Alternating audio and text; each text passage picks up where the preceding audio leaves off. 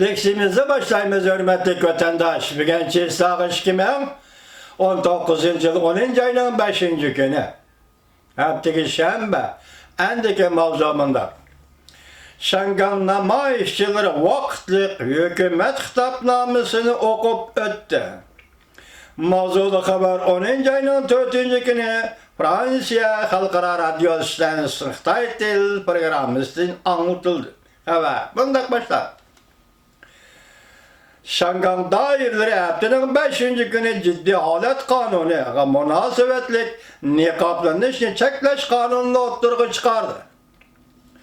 Şu yer vaxt ettiğin saat 5'ten başlayıp yolga koydu.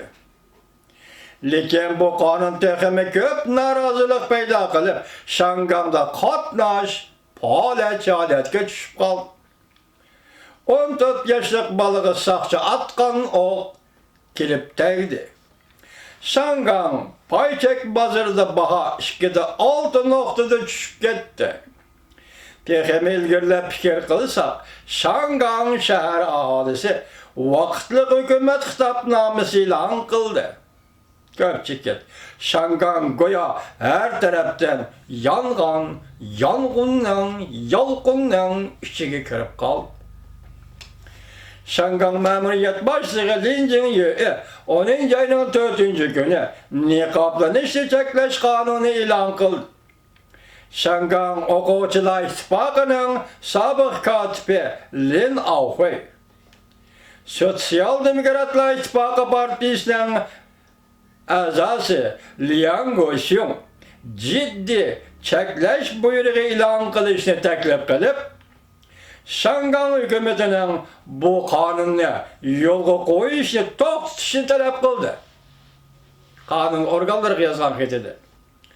Lekin Şangan Ali Adliye Mahkemesi 4. günü saat 11'den ötkende karar çıkarıp keçiktirip icra kılış iltimasını red kıldı. Yukarıkalanın bu kanunu yaki niqablanışını çekleş kanunu icra kılışını keçiktiriş doğrusu yazgan iltimasını Şangan Ali Ali Adliye Mahkemesi red kıldı. Niqablanışını çekleş kanunu resmi güçke ega oldu. 4. günü geçti Şangan'da intayin kesken karşılık görüştüş hareket kozgaldı. Şu yer vaxtaki saat 10'da Yuellan Dama koçusu da 14 yaşlık bir bala sakça atkan ok bilen yaralandı. Doktorxanaga yollandı. Şangan'da köplügen matbuatla yaralangan bala ve onun doktorxanaga birliş jarayonlarini xabar kıldı. Şangan şehir ahalisi düştün keyin şiddet bilen başlap yollarını to'sdi, barikada kurdu. Yerim keçidini ötkende namoyishchilar Shanghuan, Zhonghuan, Jinzhong alayda rayon hükümet binası ve Wenzi qatarlıq joylarda toplanıp namoyish qildi. Şangan televiziyası bunda haber kıldı. Şangan'da 10 şehir rayonunda tokunuş yüz berdi.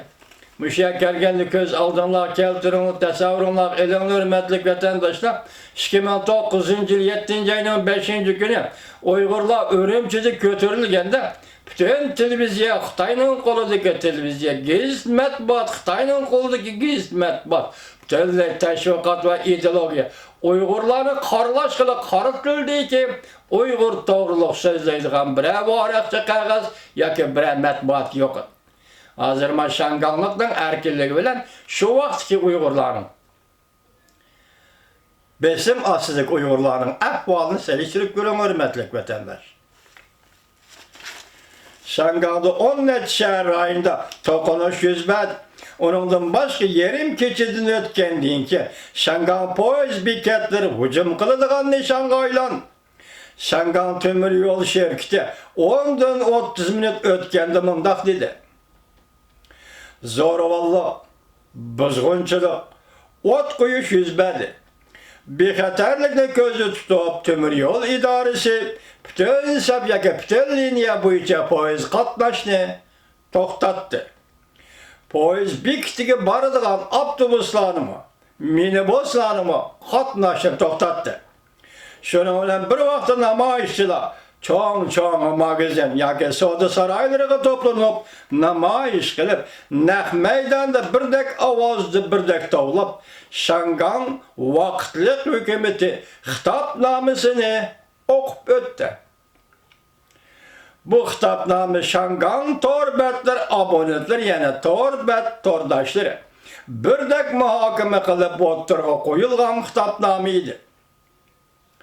Bu xitobnoma edi. 10-ayning 4-kuni kechda Ma'anshan rayoni, Shingang rayoni, Chuanwan rayoni, Chuanshin rayoni qatorliq rayonlarda bir necha yuzdan ortiq namoyishchilar birdek ovozda vaqt hukumat xitobnomasini o'qib o'tdi.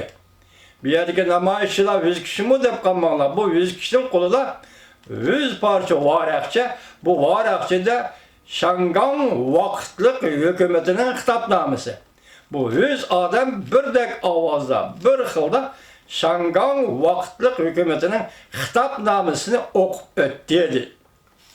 Xitobnomada mundaq deyildi. Bugun Shangang alayda rayoni hukumati Shangang xalqi uchun qurilgan, Shangang xalqi boshqaradigan, Shangang xalqi bahrilanadigan hukumat bo'lolmay qoldi. Shunlashqa biz bugun Shangang vaqtliq hukumati qurilganligini xitobnoma orqali jakarladik. Xitobnomada yana mundaq ko'rsatildi. Bugun Shangang ma'muriyat hukumati Cumhuriyet Halk Cumhuriyeti'nin ve Cumhurkom Partiyası'nın tizginlişi asıda turuyotgan hükümettir. Bu hükümet Shangang halkının taleplerine perva kılmaydı. Halkının hukuklarına tecavüz kılıdı. Halkı paylı kanun tüzmeydi. Ve halkının erkinliğini tartışmalıdı. Xitobnomada mundaq ta'kidladi. Odamlar tug'ilish bilan barobar. Iloh tarafidan insoniyatga ba'zi tartib olg'ili bo'lmaydigan huquqlar, jumladan hayotlik huquqi, erkinlik huquqi, qadr-qimmat va baxt qo'g'lishish huquqi berilgan. Shangang vaqt hukumati xitobnomasida mundaq deyildi. Davomini anglaysiz vatandosh.